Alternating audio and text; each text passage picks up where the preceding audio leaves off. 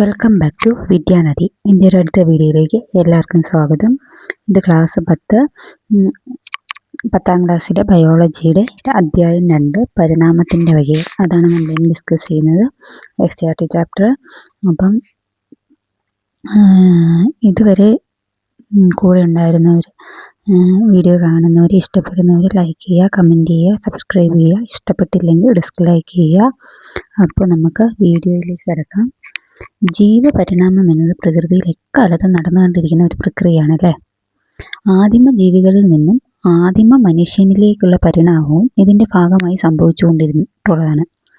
നാഡീവ്യവസ്ഥയുടെ വികാസം മനുഷ്യൻ്റെ പരിണാമത്തിലെ ഒരു നിർണായക ഘടകമാണ്. തലച്ചോറിൻ്റെ വളർച്ചയും ബുദ്ധിശക്തിയും സാമൂഹിക സ്വഭാവവും മനുഷ്യനെ മറ്റു ജീവികളിൽ നിന്നും വേറിട്ട് നിർത്തുന്നു എന്ന് നമുക്കറിയാം. മനുഷ്യൻ്റെ നാഡീവ്യവസ്ഥയുടെ വികാസം സംവേദനശേഷിയും ചിന്താശേഷിയും ഉയർത്തുകയും അറിയാനും പ്രതികരിക്കാനുമുള്ള കഴിവ് വർദ്ധിപ്പിക്കുകയും പരിസ്ഥിതിയുമായി പൊരുത്തപ്പെടാൻ സഹായിക്കുകയും ചെയ്യുന്നു. മനുഷ്യൻ്റെ നാഡീവ്യവസ്ഥയുടെ വികാസം സംവേദനശേഷിയും ചിന്താശേഷിയും ഉയർത്തുകയും അറിയാനും പ്രതികരിക്കാനുമുള്ള കഴിവ് വർദ്ധിപ്പിക്കുകയും പരിസ്ഥിതിയുമായി പൊരുത്തപ്പെടാൻ സഹായിക്കുകയും ചെയ്യുന്നു. അപ്പം ഇവിടെ ഒരു കേസ് സ്റ്റഡി കൊടുത്തിട്ടുണ്ട്, നമുക്കൊന്ന് വായിച്ചു നോക്കാം. കടുത്ത ചുമയും കഫക്കെട്ടുമായി ആശുപത്രിയിൽ പ്രവേശിപ്പിച്ച ഒരു യുവാവിൻ്റെ നെഞ്ചിൻ്റെ എക്സ്റേയും ശ്വാസകോശ ദ്രവവും പരിശോധിച്ച് ഡോക്ടർ ക്ഷയരോഗബാധ സ്ഥിരീകരിച്ചു. 6 ആഴ്ചയ്ക്ക് നിരവധി ആൻറ്റിബയോട്ടിക്കുകളും തുടർന്ന് 33 ആഴ്ചത്തേക്ക് പ്രത്യേക ആൻറ്റിബയോട്ടിക്കുകളും നൽകി. ചികിത്സ ആരംഭിച്ച് 10 മാസത്തിന് ശേഷം ശ്വാസകോശ ദ്രവത്തിൻ്റെ കൾച്ചറും നെഞ്ചിൻ്റെ എക്സ്റേയും പരിശോധിച്ച് ക്ഷയരോഗം ഭേദമായി എന്ന് ഉറപ്പാക്കി ചികിത്സ പൂർത്തിയാക്കി.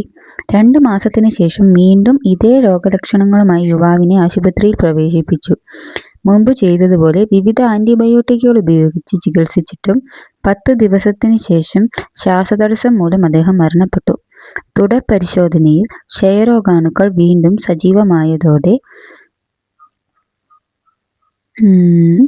സജീവമായതാണ് രോഗകാരണമെന്ന് മനസ്സിലാക്കാനായി. ആൻറ്റിബയോട്ടിക്കിനെ പ്രതിരോധിക്കുന്ന ഈ രോഗാണുക്കൾ രോഗിയിലെത്തിയത് എവിടെ നിന്നാണ് എന്ന് കണ്ടെത്താൻ ഈ ബാക്ടീരിയകളിലെ DNA മുമ്പ് അതേ രോഗിയിൽ നിന്ന് വേർതിരിച്ചെടുത്ത് സൂക്ഷിച്ചിരുന്ന ക്ഷയരോഗാണുക്കളുടെ DNA താരതമ്യം ചെയ്തു. ഒരു പ്രത്യേക ജീനിന് സംഭവിച്ച മ്യൂട്ടേഷനാണ് ബാക്ടീരിയകളിൽ ആൻറ്റിബയോട്ടിക്കിനോട് പ്രതിരോധശേഷി ഉണ്ടാക്കിയതെന്ന് കണ്ടെത്തി. മ്യൂട്ടേഷൻ സംഭവിച്ച ബാക്ടീരിയകളാണ് ആൻറ്റിബയോട്ടിക്കുകളുടെ സാന്നിധ്യത്തിലും പെരുകി രോഗം ഉണ്ടാക്കിയത്. ആൻറ്റിബയോട്ടിക്കുകൾ എന്താ? ബാക്ടീരിയ മൂലമുണ്ടാകുന്ന അണുബാധകളെ നശിപ്പിക്കുന്ന മരുന്നുകളാണ് ആൻറ്റിബയോട്ടിക്കുകൾ. ബാക്ടീരിയ മൂലമുണ്ടാകുന്ന അണുബാധകളെ നശിപ്പിക്കുന്ന മരുന്നുകളാണ് ആൻറ്റിബയോട്ടിക്കുകൾ. അവ വിവിധ രീതികളിൽ പ്രവർത്തിക്കുന്നു. ചിലത് ബാക്ടീരിയയുടെ കോശഭിത്തികൾ തകർക്കുന്നു. മറ്റുള്ളവ ബാക്ടീരിയകളുടെ പ്രോട്ടീൻ നിർമ്മാണം DNA പകർത്തുന്നത് തടസ്സപ്പെടുത്തുന്നു. ആൻറ്റിബയോട്ടിക്കുകളെ പ്രതിരോധിക്കാൻ ശേഷിയുള്ള ബാക്ടീരിയകളുടെ കണ്ടെത്തലുമായി ബന്ധപ്പെട്ട് 1966 നടന്ന സംഭവകഥ വായിച്ചുവല്ലോ. നൽകിയിരിക്കുന്ന ചോദ്യങ്ങൾക്ക് ചർച്ചകളിലൂടെ ഉത്തരം കണ്ടെത്തി കുറിപ്പ് തയ്യാറാക്കും. അപ്പം ആൻറ്റിബയോട്ടിക്കുകൾ ഉപയോഗിക്കുമ്പോൾ മിക്ക ബാക്ടീരിയകളും നശിക്കും. എന്നാൽ ജനിതകപരമായ മാറ്റങ്ങൾ കാരണം ചില ബാക്ടീരിയകൾ ആൻറ്റിബയോട്ടിക്കുകൾക്കെതിരെ പ്രതിരോധശേഷി നേടുന്നു. ഈ ബാക്ടീരിയകൾ പെരുകി കൂടുതൽ ബാക്ടീരിയകളെ ഉൽപ്പാദിപ്പിക്കുന്നു. കാലക്രമേണ പ്രതിരോധശേഷിയുള്ള ബാക്ടീരിയകളുടെ എണ്ണം വർദ്ധിപ്പിക്കുകയും അവ ഒരു പുതിയ ഇനം ബാക്ടീരിയയായി പരിണമിക്കുകയും ചെയ്യുന്നു. ഇങ്ങനെ ആൻറ്റിമൈക്രോബിയൻ റെസിസ്റ്റൻ്റ് ഉള്ള ബാക്ടീരിയകളുടെ ആവിർഭാവം ആൻറ്റിബയോട്ടിക് ഉപയോഗിച്ചുള്ള ചികിത്സകൾ കൂടുതൽ ദുഷ്കരമാക്കുന്നു. അപ്പം ആൻറ്റിബയോട്ടിക്കുകൾ ഉപയോഗിക്കുന്ന മിക്ക ബാക്ടീരിയയും നശിക്കുമെങ്കിലും ചില ജനിതകപരമായ മാറ്റങ്ങൾ കാരണം ചില ബാക്ടീരിയകൾ ആൻറ്റിബയോട്ടിക്കുകൾക്കെതിരെ പ്രതിരോധശേഷി കൂടുന്നു. ഈ ബാക്ടീരിയകൾ പെരുകി കൂടുതൽ ബാക്ടീരിയകളെ ഉൽപ്പാദിപ്പിക്കുന്നു. കാലക്രമേണ പ്രതിരോധശേഷിയുള്ള ബാക്ടീരിയകളുടെ എണ്ണം വർദ്ധിപ്പിക്കുകയും അവ ഒരു പുതിയ ഇനം ബാക്ടീരിയയായി പരിണമിക്കുകയും ചെയ്യുന്നു. അപ്പോൾ ഇതിൻ്റെ അകത്ത് കൊടുത്തേക്കുന്ന ചോദ്യത്തിൻ്റെ ആൻസർ നമ്മൾ ഓൾറെഡി പറഞ്ഞു. ആദ്യത്തെ തവണ രോഗഭേദമാകാൻ എന്ത് ചികിത്സയാണ് നൽകിയത്? ഇതിൻ്റെ ഫലം എന്തായിരുന്നു? ആദ്യം നമ്മൾ ആൻറ്റിബയോട്ടിക്കുകൾ ഉപയോഗിച്ചു, അങ്ങനെ ബാക്ടീരിയകൾ നശിച്ചു, എല്ലാം ഭേദമായി.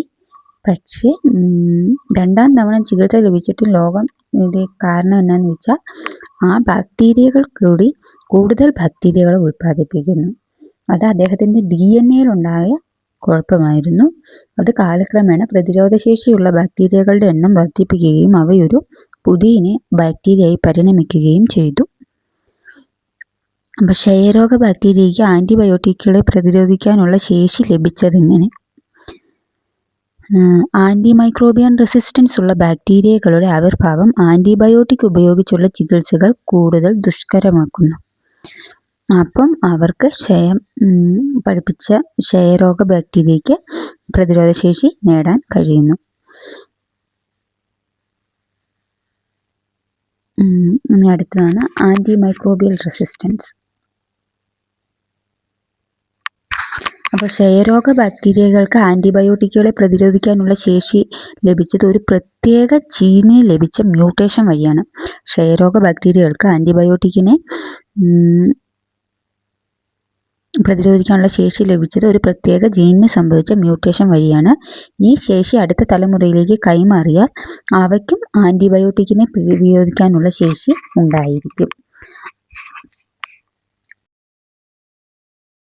നമുക്ക് അപ്പോൾ ആൻറ്റിമൈക്രോബിയൽ റെസിസ്റ്റൻസ് എന്താ നമ്മളിപ്പോൾ പറഞ്ഞല്ലോ.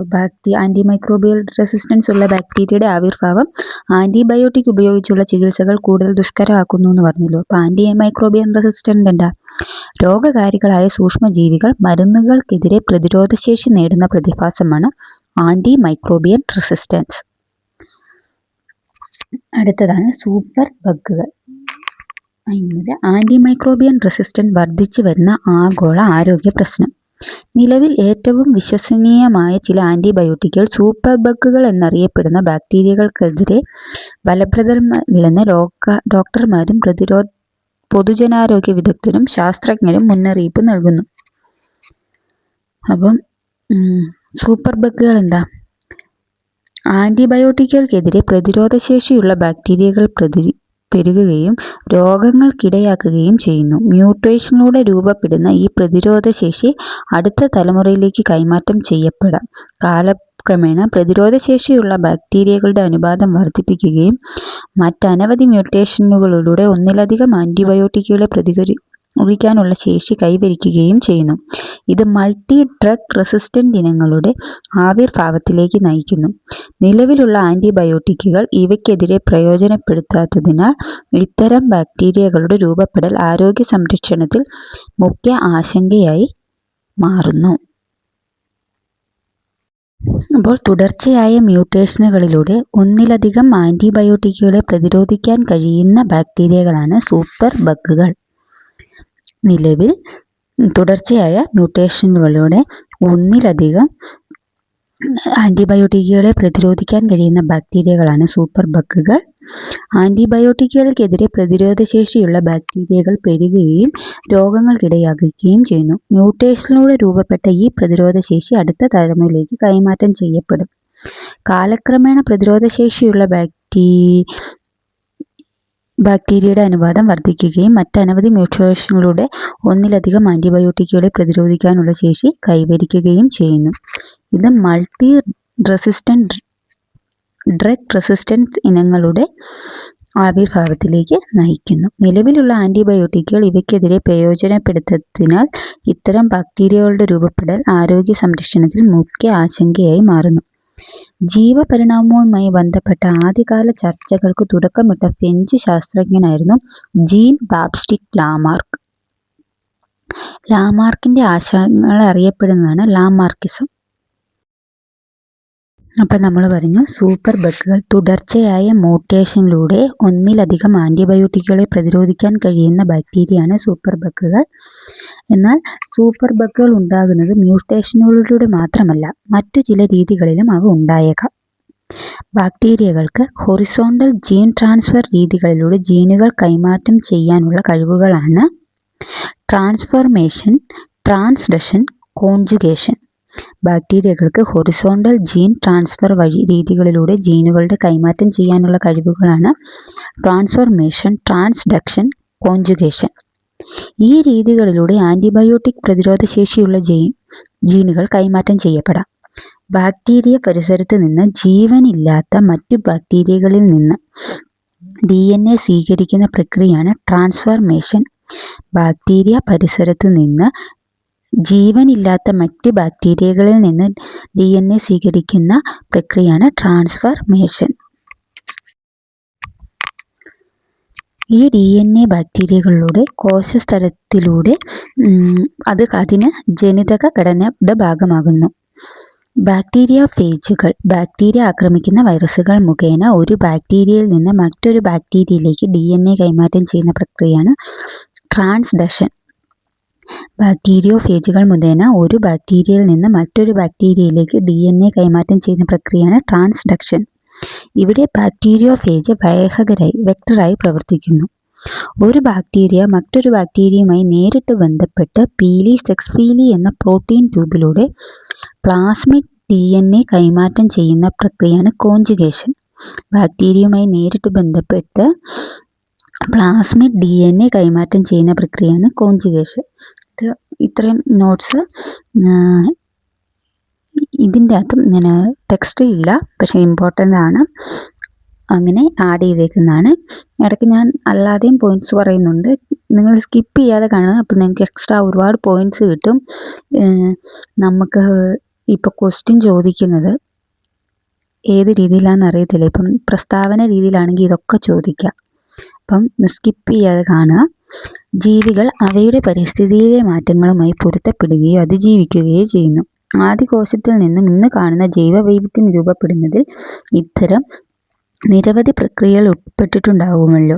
ഇത്തരം പ്രക്രിയയെക്കുറിച്ചുള്ള അന്വേഷണമാണ് പരിണാമത്തിന് അടിത്തറയിട്ടത്. ഇവയെ സിദ്ധാന്ത രൂപത്തിൽ വിശദീകരിക്കാൻ പല ശാസ്ത്രജ്ഞർക്കും സാധിച്ചിട്ടുണ്ട്.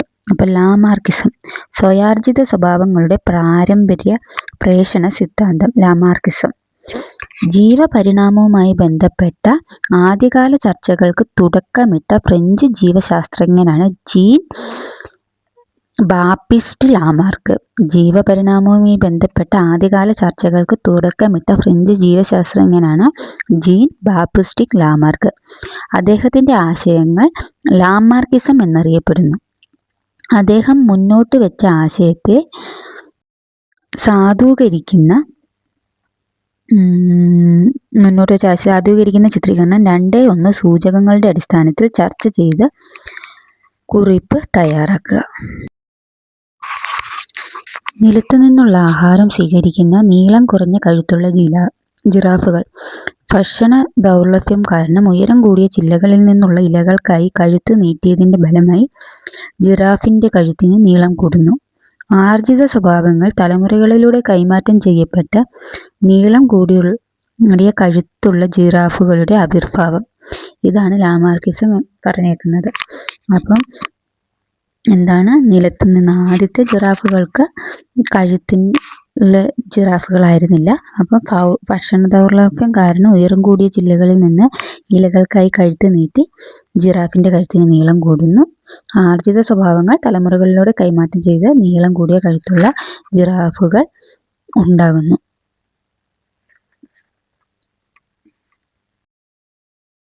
അപ്പോൾ ലാമാർക്കിൻ്റെ സിദ്ധാന്തപ്രകാരം ജീവി തൻ്റെ ജീവിതകാലത്ത് നേടിയ ശാരീരിക മാറ്റങ്ങൾ അടുത്ത തലമുറയിലേക്ക് കൈമാറുന്നു. ലാമാർക്കിൻ്റെ സിദ്ധാന്തപ്രകാരം ഒരു ജീവി തൻ്റെ ജീവിതകാലത്ത് നേടിയ ശാരീരിക മാറ്റങ്ങൾ അടുത്ത തലമുറയിലേക്ക് കൈമാറുന്നു. ലാമാർക്ക് മുന്നോട്ട് വെച്ച നിയമമാണ് ഉപയോഗ-നിരുപയോഗ നിയമം. ഈ നിയമം അനുസരിച്ച് ഒരു അവയവം കൂടുതൽ ഉപയോഗിക്കുമ്പോൾ അത് വികസിക്കുകയും ശക്തിപ്പെടുകയും ചെയ്യുന്നു. ജിറാഫുകൾ ഉയരമുള്ള മരങ്ങളിൽ നിന്ന് ഭക്ഷണം കഴിക്കാൻ കഴുത്തു കൂടുതൽ ഉപയോഗിച്ചതിനാൽ അവയുടെ കഴുത്തിന് നീളം കൂടി. ഉപയോഗിക്കാത്ത അവയവങ്ങൾ ക്ഷയിക്കുകയും ഒടുവിൽ അപ്രത്യക്ഷമാവുകയും ചെയ്യുന്നു. പാമ്പിൻ്റെ കാലുകളും ഗുഹജീവികളുടെ കണ്ണുകളും ഇതിന് ഉദാഹരണമാണ്. ലാമാർക്ക് ജനിച്ചത് 1744 ഓഗസ്റ്റ് 1 ഫ്രാൻസിലെ പിക്കാർഡിയിലെ ബ്യാസനേറി-കസ്നെയിൽ. മുഴുവൻ പേര് ജീൻ ബാപ്റ്റിസ്റ്റ് ലാമാർക്ക്. ഇദ്ദേഹം ഒരു പ്രകൃതിശാസ്ത്രജ്ഞനും സൈനികനുമായിരുന്നു. 16-ാമത്തെ വയസ്സിൽ സൈന്യത്തിൽ ചേർന്ന അദ്ദേഹം പോമറേനിയൻ യുദ്ധത്തിലും പങ്കെടുത്തിരുന്നു. പിന്നീട് വൈദ്യശാസ്ത്രം പഠിക്കാൻ സൈന്യം വിട്ടു. 1788 പ്രസിദ്ധീകരിച്ച ഗ്രന്ഥം ഫ്ലോർ ഫ്രാൻസിസ് ഫ്രാൻസിലെ സസ്യങ്ങളെക്കുറിച്ചുള്ള ഒരു പ്രധാന പഠനമായിരുന്നു. 1799 ലാമാർക്ക് നാച്ചുറൽ ഹിസ്റ്ററി മ്യൂസിയത്തിൽ പ്രൊഫസറായി നിയമിതനായി.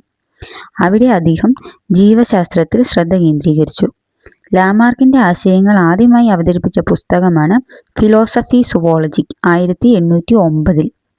ലാമാർക്ക് അന്തരിച്ചത് 1829 ഡിസംബർ 18 പാരീസിൽ വെച്ച്. സ്വയാർജിത സ്വഭാവങ്ങളുടെ പാരമ്പര്യ പ്രേഷണ സിദ്ധാന്തം മുന്നോട്ട് വെച്ച ജീവശാസ്ത്രജ്ഞൻ ലാമാർക്ക്. സ്വയാർജിത വ്യതിയാനങ്ങൾ ജീവികളുടെ ജനിതഘടനയിൽ മാറ്റം വരുന്ന മാത്രമല്ല, അവ പാരമ്പര്യമായി കൈമാറുന്നില്ല എന്ന് പിൽക്കാല സിദ്ധാന്തങ്ങൾ തെളിയിച്ചു.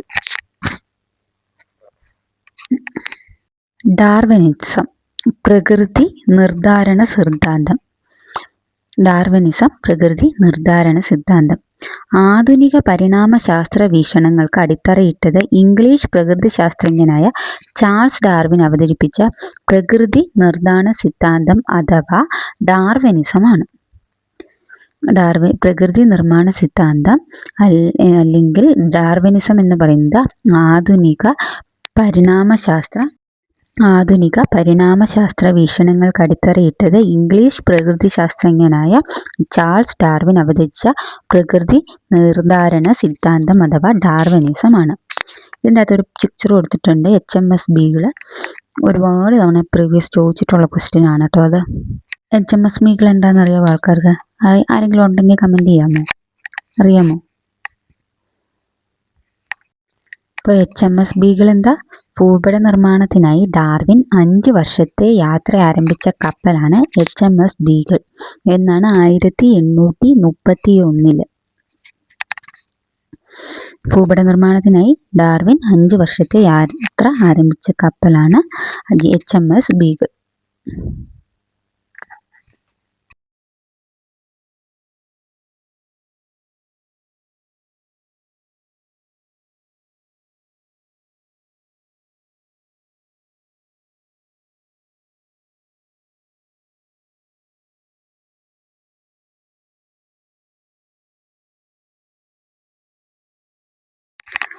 ചാൾസ് റോബർട്ട് ഡാർവിൻ 1809 ഫെബ്രുവരി 12 ഇംഗ്ലണ്ടിലെ ഫ്രൂസ്ബറിയിൽ നല്ല വിദ്യാഭ്യാസ പശ്ചാത്തലമുള്ള കുടുംബത്തിലാണ് ചാൾസ് ഡാർവിൻ ജനിച്ചത്.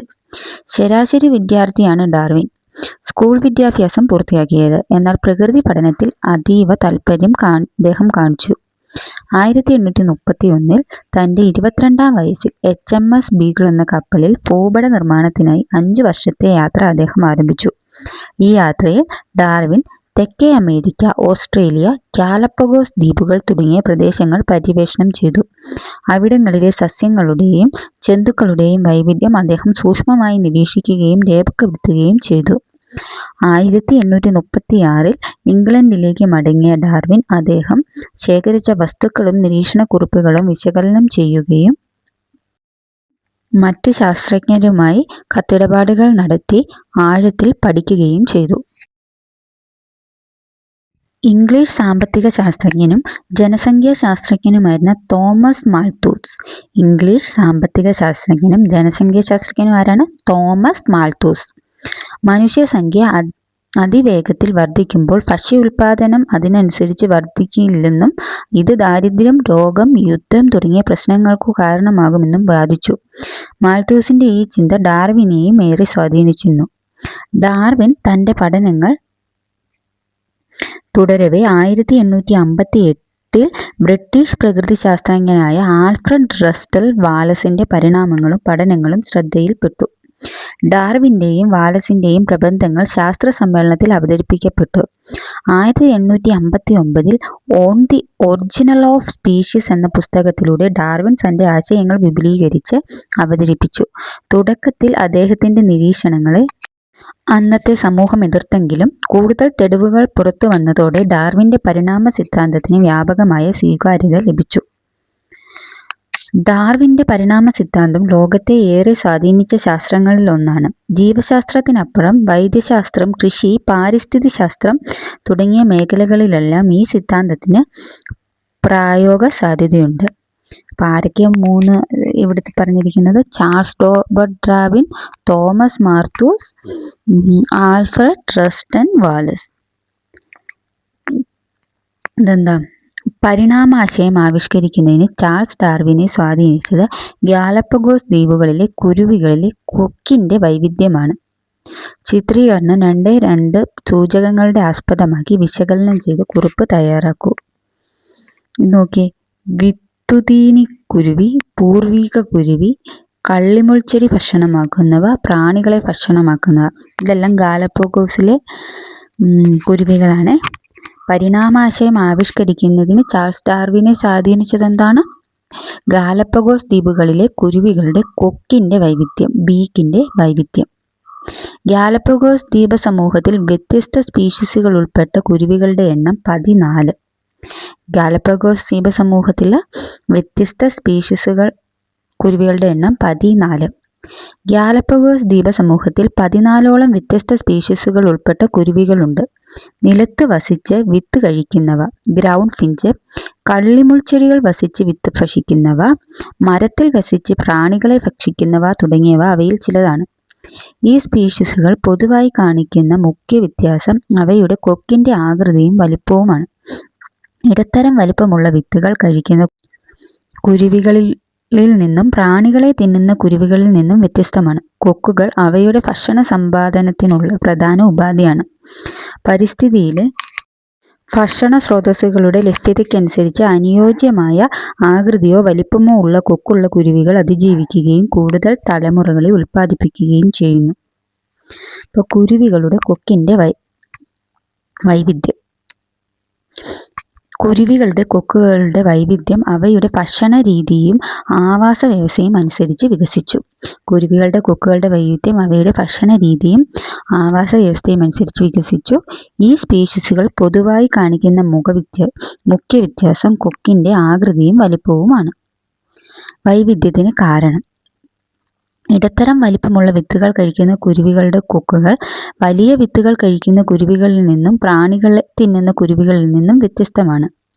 ഭക്ഷണ സാധനത്തിലുള്ള കുരുവികളുടെ പ്രധാന ഉപാധിയാണ് കൊക്കുകൾ.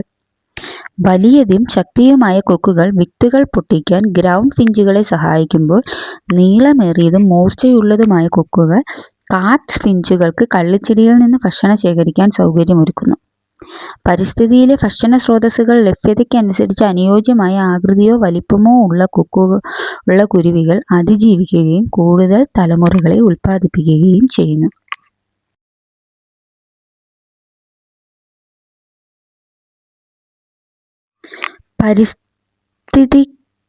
പരിസ്ഥിതിക്കനുഗുണമായ ചില സവിശേഷതകളുള്ള ജീവികൾ അതിജീവിക്കുകയും പ്രത്യുൽപാദനം നടത്തുകയും കൂടുതൽ സന്താനങ്ങളെ ഉൽപ്പാദിപ്പിക്കുകയും ചെയ്യുന്നതായി മനസ്സിലാക്കിയില്ലേ?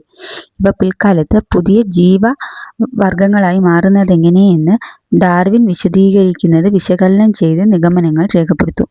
അതിലൊന്നാമത്തെയാണ് അമിതോൽപാദനം. പരിസ്ഥിതിക്ക് നിലനിർത്താൻ കഴിയുന്നതിനേക്കാൾ കൂടുതൽ സന്താനങ്ങളെ ജീവികൾ ഉൽപ്പാദിപ്പിക്കുന്നു. പരിസ്ഥിതിക്ക് നിലനിർത്താൻ കഴിയുന്നതിനേക്കാൾ കൂടുതൽ സന്താനങ്ങളെ ഉൽപ്പാദിപ്പിക്കുന്നു. ഒരു സസ്യം ഒരുപാട് വിത്തുകൾ ഉൽപ്പാദിപ്പിക്കുന്നുവെങ്കിലും അവയെല്ലാം ചെടികളായിട്ട് വളരുന്നില്ല.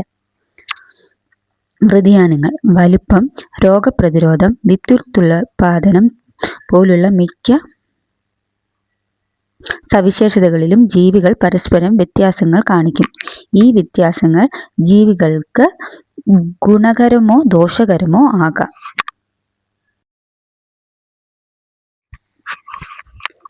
നിലനിൽപ്പിന് വേണ്ടിയുള്ള മത്സരം. ഭക്ഷണം, സ്ഥലം, ഇണകൾ തുടങ്ങിയ പരിമിതമായ വിഭവങ്ങൾ ജീവികൾ തമ്മിലുള്ള മത്സരത്തിലേക്ക് നയിക്കുന്നു. കൂടാതെ വരൾച്ച, കനത്ത മഴ, കാട്ടുതീ രോഗങ്ങൾ എന്നിവയുമായും അവയ്ക്ക് മത്സരിക്കേണ്ടി വരുന്നു. അർഹതയുള്ളവരുടെ അതിജീവിക്കൽ. അനുകൂലമായ വ്യതിയാനങ്ങൾ ജീവികൾ നിലനിൽപ്പിനായുള്ള മത്സരത്തെ അതിജീവിക്കുന്നു. അവ കൂടുതൽ ഫലപ്രദമായി പ്രത്യുൽപാദനം നടത്തുകയും പുതിയ തലമുറയെ ഉൽപ്പാദിപ്പിക്കുകയും ചെയ്യുന്നു. അടുത്തത് പ്രകൃതി നിർദ്ധാരണം. അനുകൂല വ്യതിയാനങ്ങൾ വരും തലമുറകളിലേക്ക് കൈമാറുന്നു. കൂടുതൽ വ്യതിയാനങ്ങൾ തലമുറകളായി കുമിഞ്ഞുകൂടി പരസ്പരം പ്രത്യുൽപാദന സാധ്യതയില്ലാത്ത ജീവികൾ ഉണ്ടാകുന്നു. അവ പുതിയ ജീവിവർഗമായി മാറുന്നു.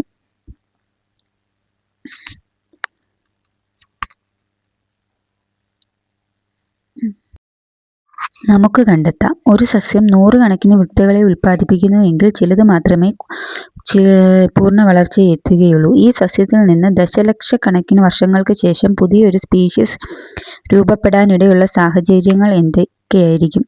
പ്രകൃതി നിർധാരണ സിദ്ധാന്തത്തെ ആസ്പദമാക്കി കുറിപ്പ് തയ്യാറാക്കൂ. ഭൂമിയിലെ മഹത്തായ ദൃശ്യവിസ്മയം. 1973 മുതൽ 2012 വരെ റോസ്ബേരി, പ്രൈറ്റർ ഗ്രാൻഡ് എന്നീ ശാസ്ത്രജ്ഞർ ഗാലപ്പഗോസ് ദ്വീപുകളിൽ ഡാർവിൻ്റെ കുരുവികളെ കുറിച്ച് കൂടുതൽ പഠനങ്ങൾ നടത്തി. വരൾച്ച, ഭക്ഷ്യലഭ്യതയിലെ വ്യതിയാനങ്ങൾ എന്നിവ പോലുള്ള പാരിസ്ഥിതിക സമ്മർദ്ദങ്ങളാൽ കുരുവികളുടെ കൊക്കിൻ്റെ വലിപ്പം, ആഴം, ആകൃതി എന്നിവയിലുണ്ടാകുന്ന ഘടനാപരമായ മാറ്റങ്ങൾ അവർ നിരീക്ഷിച്ചു. DNA സീക്വൻസിംഗ് സാങ്കേതിക വിദ്യ ഉപയോഗിച്ച് കൊക്കിൻ്റെ ആഴത്തെയും ബലത്തെയും സ്വാധീനിക്കുന്ന BMP4 ജീനിൻ്റെയും കൊക്കിൻ്റെ ആകൃതിയെ നിർണ്ണയിക്കുന്ന ALX1 ജീനിൻ്റെയും അവർ തിരിച്ചറിഞ്ഞു. കാലക്രമേണ ഈ ജനിതക വ്യതിയാനങ്ങൾ വൃദ്ധിക്കാതെ കൊക്കുകളുള്ള കുരുവികളുടെ ഗാലപ്പഗോസിലെ വ്യത്യസ്ത പാരിസ്ഥിതിക സ്വഭാവമുള്ള ദ്വീപുകളിൽ രൂപപ്പെടുത്തി എന്ന നിഗമനത്തിൽ അവർ എത്തിച്ചേർന്നു. ഈ ഗവേഷണം ജനിതകശാസ്ത്രം, ശരീരഘടനാശാസ്ത്രം, തന്മാത്രാ ജീവശാസ്ത്രം എന്നീ പഠനങ്ങളുടെ പരിണാമത്തിന് നേരിട്ടുള്ള തെളിവുകൾ നൽകി. Lamarckism, Darwinism താരതമ്യങ്ങൾ. പരിണാമത്തെ ഭൂമിയിലെ മഹത്തായ ദൃശ്യവിസ്മയം എന്ന് വിളിക്കാറുണ്ട്. സ്കൂൾ ലൈബ്രറിയിൽ നിന്നും മറ്റു സ്രോതസ്സുകളിൽ നിന്നും പരിണാമ സംബന്ധമായ പുസ്തകങ്ങൾ തിരഞ്ഞെടുത്ത് ക്ലാസ് തലത്തിൽ ഒരു പ്രദർശനം സംഘടിപ്പിക്കൂ. നീണ്ട കഴുത്തുള്ള ജിറാഫുകളുടെ പരിണാമം നടന്നത് എപ്രകാരമായിരിക്കും? ചിത്രീകരണം 2-3 നിരീക്ഷിച്ച ലാമാർക്കിസം, ഡാർവിനിസം എന്നീ ആശയങ്ങൾ താരതമ്യപ്പെടുത്തി കുറിപ്പ് തയ്യാറാക്കൂ. ലാമാർക്കിസവും ഡാർവിനിസവും തമ്മിലുള്ള താരതമ്യമാണ്. അതിൽ 2 ജിറാഫുകളുടെ ഇതാണ് കൊടുത്തേക്കുന്നത്. അതിൽ ആദ്യകാല ജിറാഫുകൾ നീളം കുറഞ്ഞ കഴുത്താണ് ഉണ്ടായിരുന്നത്. അത് ലാമാർക്കിസം. ആഹാരം ലഭിക്കുന്നതിനായി ജിറാഫുകൾ അവയുടെ കഴുത്ത് നീട്ടാൻ തുടങ്ങി. നിരന്തരമായ ഉപയോഗത്തിലൂടെ കഴുത്തിന് നീളം കൂടിയ ജിറാഫുകൾ രൂപപ്പെട്ടു. ഇത് ലാമാർക്കിസത്തിൽ പറയുന്നത് പരിസ്ഥിതി ജീവികളിൽ വ്യതിയാനങ്ങൾക്ക് കാരണമാകുന്നു എന്നാണ്. ഡാർവിനിസത്തിൻ്റെ താരതമ്യത്തിൽ വ്യത്യസ്ത നീളത്തോടുകൂടി കഴുത്തുള്ള ജിറാഫുകളാണ്. ആഹാരത്തിനായുള്ള മത്സരത്തിൽ കഴുത്തിന് നീളം കൂടിയ ജിറാഫുകൾ മാത്രമാണ് അതിജീവിച്ചു വന്നത്. കഴുത്തിന് നീളം കൂടിയ ജിറാഫുകൾ മാത്രം നിലനിൽക്കുകയും പുതിയ ജീവിവർഗമായി മാറുകയും ചെയ്യുന്നു. ജീവികളിലെ അനുകൂല വ്യതിയാനങ്ങളെ പരിസ്ഥിതി തിരഞ്ഞെടുക്കുന്നു. അതാണ് അതിൻ്റെ കാരണം. ഇപ്പം നിലനിൽക്കുന്നത് ഡാർവിനിസത്തിൻ്റെയാണ്. അപ്പം ഇത്രയാണ് ആദ്യത്തെ പാർട്ട്. ഇനി ബാക്കി കാര്യങ്ങൾ രണ്ടാമത്തെ പാർട്ടിൽ നോക്കാം. അപ്പോൾ എല്ലാവർക്കും എല്ലാം മനസ്സിലാവുന്നുണ്ടെന്ന് വിചാരിക്കുന്നു. അപ്പോൾ അടുത്ത വീഡിയോയിൽ കാണാം.